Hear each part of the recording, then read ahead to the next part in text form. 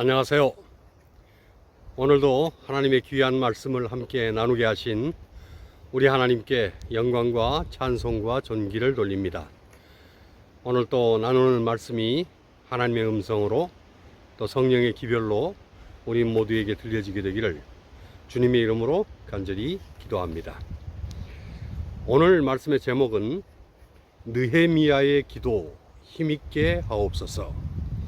느헤미야의 기도 힘있게 하옵소서.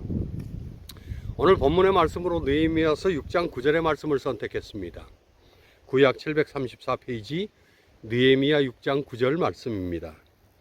이는 저희가 다 우리를 두렵게 하고자 하여 말하기를 저희 손이 피곤하여 역사를 정지하고 이루지 못하리라 함이라. 이제 내 손을 힘있게 하옵소서 하였노라. 느헤미야가 성전을 재건하는 성벽을 재건하는 모든 일에 방해하는 그 방해들을 무릅쓰고 하나님께 기도하면서 내 손을 힘있게 해달라고 간구하는 그런 느헤미야의 기도가 오늘 본문의 말씀입니다. 역대상, 역대하 그리고 에스라와 느헤미야서는 이스라엘 왕정의 시작부터 분열, 몰락 그리고 재건과 회복의 연속된 이스라엘 역사를 보여주고 있습니다. 역대상하는 성전이 함락되기까지의 왕정시대의 역사를 보여주고 에스라와 느헤미야는 바벨론 포로 생활 후 귀한 시대의 성전 재건을 중심으로 한 이스라엘 역사를 기록합니다. 메데 페르시아가 역사의 전면에 등장하면서 고레스는 유대인들에게 귀환과 성전 재건, 성전 기물 반환령 등을 내렸습니다. 지난주 설교에 제가 에스라서를 말씀드리면서 이런 내용을 쭉 설명을 드렸습니다. 이 고레스의 귀환령으로 인해서 이제 에스라서는 스룹바벨을 중심으로 한 BC 537년의 1차 귀환과 에스라를 중심으로 한 BC 457년의 2차 귀환을 다루었습니다. 그리고 느헤미야서는 느헤미야를 중심으로 한 BC 444년의 3차 귀환의 역사를 보여줍니다. 에스라서는 성전 재건과 신앙 개혁의 기록을 강조하고 느헤미야서는 성벽 재건과 율법 그리고 절기의 회복을 통한 신앙 부흥 운동을 강조를 합니다. 느헤미야서를 기록한 느헤미야는 아닥사스다 왕 통치 당시에 메데파사의 수도인 수산궁에 있었습니다. 왕의 측근에서 술 맡은 관원장으로 신임을 받고 있던 느헤미야는 형제인 하나니로부터 한 소식을 듣게 되었습니다. 예루살렘에 있던 유대인들이 큰 환난과 능욕을 받고 예루살렘 성은 회파되고 성문까지 소화되었다는 것입니다. 성전 재건을 간절히 바라고 또 이스라엘 회복을 간절히 바라고 있었던 느헤미야는 이 같은 소식을 듣고 수일 동안을 슬퍼하고 금식하며 하나님께 기도와 간구를 올렸습니다. 느헤미야는 주를 사랑하고 주의 계명을 지키는 자에게 언약을 지키시며 긍휼을 베푸시는 분이 하나님이시기 때문에 하나님께 간구한다고 했습니다. 그리고 이스라엘 자손들의 범죄를 자복하며 나와 나의 아비의 집의 범죄도 자복한다고 했습니다.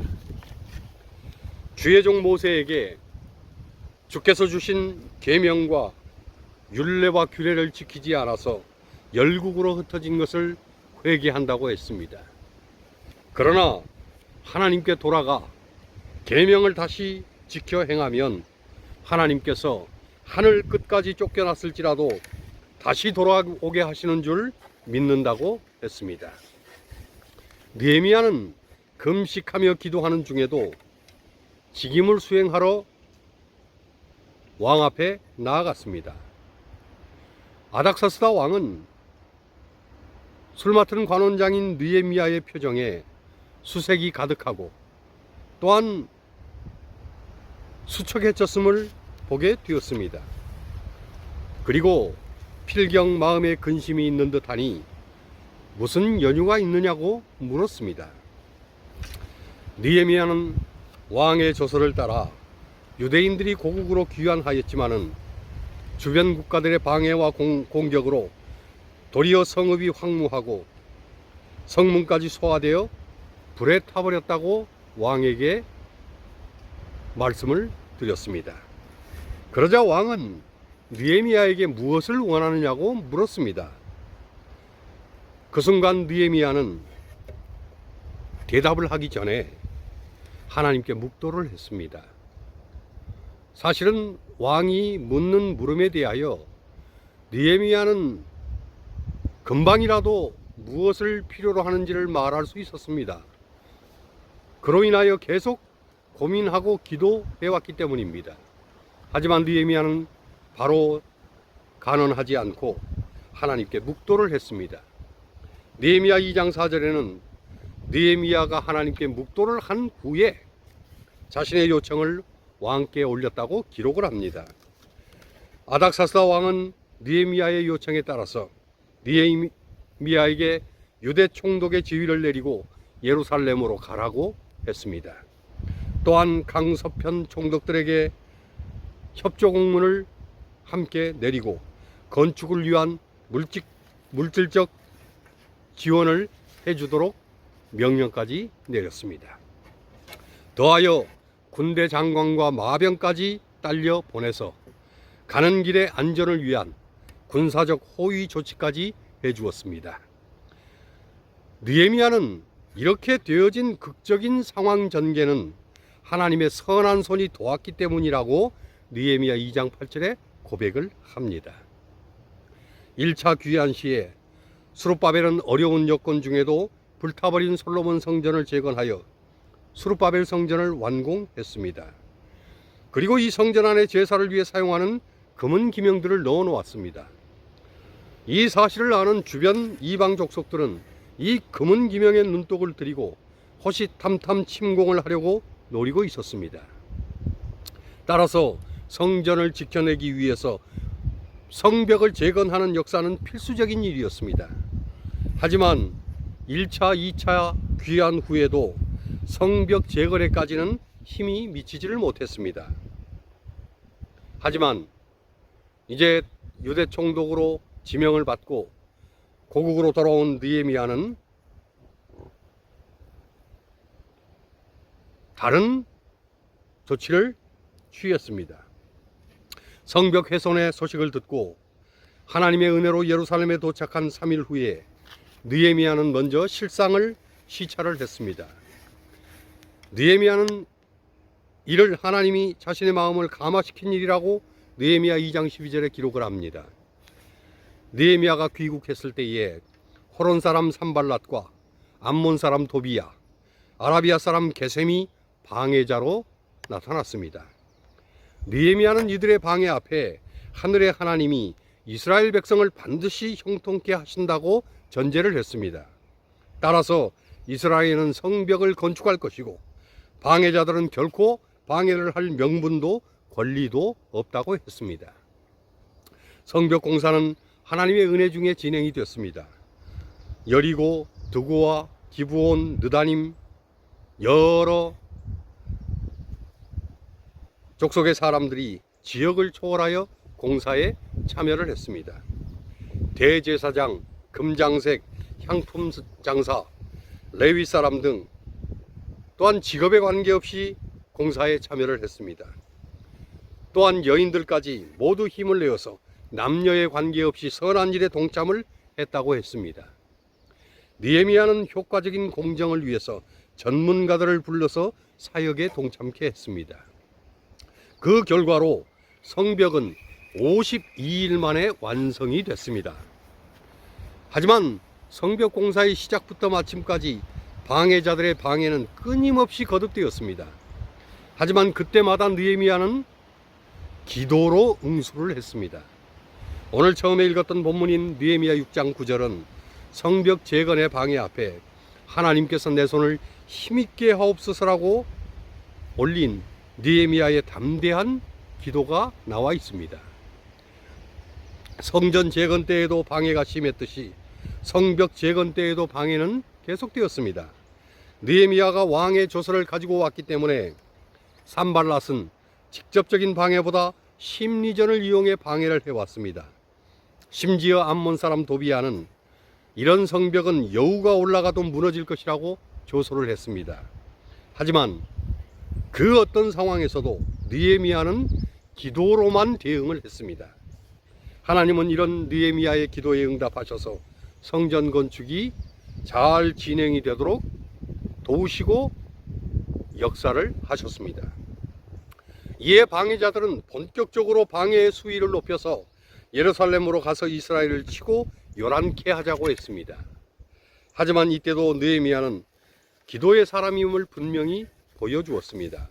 느헤미야는 방해자들을 두려워 말고 지극히 크시고 두려우신 하나님을 기억하고 형제와 자녀와 아내와 집을 위하여 싸우자고 말하고 신앙적인 권고와 성벽을 재건하는 목적의식을 분명히 했습니다.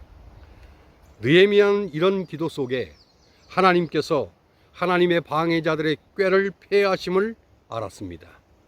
하나님이 자신을 위하여 싸우신다는 사실도 확신을 했습니다. 이스라엘 백성들은 한 손으로는 일을 하고 한 손으로는 병기를 잡고 주어진 사명들을 힘있게 감당을 했습니다. 그런데 외적인 방해 못지않은 방해 요소가 내부에도 있었습니다. 사회적인 제도에 문제가 노출이 됐습니다. 가진 자들이 가난한 자들에게 취리를 하고 지나친 이자를 받아냈습니다. 또한 자녀들을 많이 낳은 집들이 있어서 먹고 살기가 쉽지 않았습니다. 게다가 흉년까지 들고 메데 페르시아에 보내야 될 세금이 너무나 과중해서 성전 재건에 걸림돌이 되었습니다. 느헤미야는 이런 내적인 문제를 역시 기도하고 심사숙고한 후에 영적인 대회를 열어서 백성들을 책망함으로 해결을 했습니다. 느헤미야는 자신이 하나님을 경외한다고 했습니다. 백성들과 함께 부역하면서 총독일지라도 12년 동안 무보수로 일했음을 호소했습니다. 그리고는 내 하나님이여, 내가 이 백성을 위하여 행한 모든 일을 생각하시고 내게 은혜를 베푸시옵소서라고 기도를 했습니다. 느헤미야는 청렴한 것입니다. 본인이 하나님 앞에 물질적으로 정말 욕심 없이 모든 것을 다 내려놓고 하나님께 헌신을 했습니다. 그런 느헤미야가 하나님께 이 백성을 위하여 행한 모든 일을 생각하시고 나에게 은혜를 베풀어 달라고 기도를 한 것입니다. 어떤 상황에서도 모든 일을 기도로 풀어나갔던 느헤미야는 하나님과의 영적인 관계가 분명하게 정립된 사람이었습니다. 느헤미야는 내적인 위기, 외적인 위기, 그 어떤 위기 가운데서라도 모든 문제를 기도를 통해 해결을 해나가고 성을 건축하여 퇴락한 곳을 남기지 않았습니다. 드디어 성문에 문짝을 달기만 하면 대공정이 끝이 나게 되었습니다. 하지만 이때에 산발랏과 도비야 등의 방해자들은 총독 느헤미야를 직접 제거하려는 술책을 전개를 했습니다.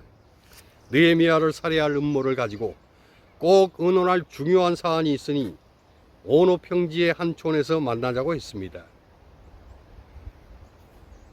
이건 뭐 성경과 상관이 없는 제 사적인 생각이고 견해인데, 저는 왜 하필이면 이 산발랏과 도비야가 오노 평지에서 만나자고 얘기를 했을까? 이 오노라는 이름이 참 마음에 안 듭니다. 제 기억 속에 2002년 그 솔트레이크에서 동계올림픽이 있었습니다. 남자 1500m 쇼트트랙 결승에서 7바퀴를 남기고 선두로 나선 한국 대표 선수였던 김동성 선수가 쾌속 질주로 결승선을 1위로 통과를 했습니다. 그런데 심판들이 이 김동성 선수가 안톤 오노의 진로를 방해했다고 어이없는 실격 판정을 내렸습니다. 그리고 안톤 오노가 1위, 중국의 리지아준이 2위로 올라섰습니다.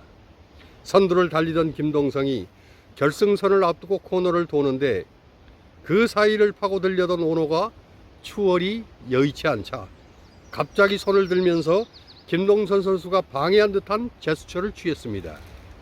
그러자 관중석에 있던 미국 관중들이 야유를 보내고 그리고는 그 오노의 제스처에 동조를 하자 심판이 김동성 선수를 반칙 처리를 하고 그 자리에서 1위로 안톤 오노를 호명을 해버렸습니다. 이미 판정이 내려지고 나중에 화면으로 판독을 했더니 전혀 진로 방해와는 상관이 없었습니다. 접촉되지도 않았고 그리고 의도적으로 추월을 방해하는 그런 시도를 하지도 않았습니다. 하지만 오노가 손을 들고 방해를 받은 것처럼 할리우드 액션을 취한 것입니다. 그렇지만 이미 판정이 끝난 후이기 때문에 번복이 되질 않고 오노에게 금메달을 도둑맞아 버렸습니다. 그래서 한동안 경우에 맞지 않으면 오, 노! 라는 말이 한국에서는 유행하기도 했습니다. 나중에 안톤 오노는 자신의 잘못을 시인하고 사실은 김동선 선수가 정말 훌륭하고 대단한 선수였다고 칭찬을 했지만 메달을 반납하지는 않았습니다. 아무튼 이 오노라는 이름이 제 개인적으로는 그렇게 유쾌한 이름이 아닙니다.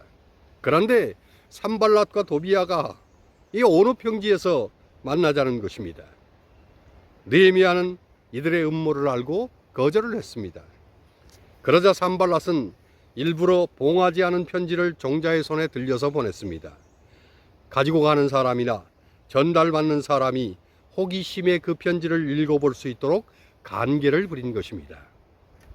편지의 내용은 느헤미야가 유다로 더불어 모반을 하려고 성을 건축하는 것이다. 그리고 느헤미야가 스스로 왕이 되려 한다 하는 내용이었습니다. 이 말이 아닥사스다 왕에게 들릴 것이니 이제 와서 함께 이 일로 의논하자는 것입니다. 느헤미야는 사실 전혀 그런 마음이 없었습니다. 하지만 이런 음모를 통해서 느헤미야를 공경에 빠뜨리고 성벽 재건의 완성을 제거하려는 방해 술책을 부린 것입니다. 느헤미야는 이것이 그들이 지어낸 책략이라고 일축을 했습니다. 그리고 도리어 무릎을 꿇고 하나님께 다시 간절히 기도를 했습니다. 하나님이여, 내 손을 힘있게 해달라는 기도였습니다. 느헤미야는 방해에도 음모에도 술책에도 계략에도 언제나 기도로 응수하고 기도로 대응하고 기도로 맞섰습니다. 그리하여 모든 사단 마귀의 올무에서 피할 수가 있었습니다. 느헤미야는 오직 하나님께만 집중을 했습니다. 느헤미야는 오직 사명에만 집중을 했습니다. 그리고 느헤미야는 오직 기도에만 집중을 했습니다. 느헤미야 6장 3절에 내가 이제 큰 역사를 하니 내려가지 못하겠노라. 어찌하여 역사를 떠나 정지하게 하고 너희에게 내려가겠느냐 라고 응수한 느헤미야의 응답은 이와 같은 느헤미야의 흔들림 없는 믿음을 입증을 합니다.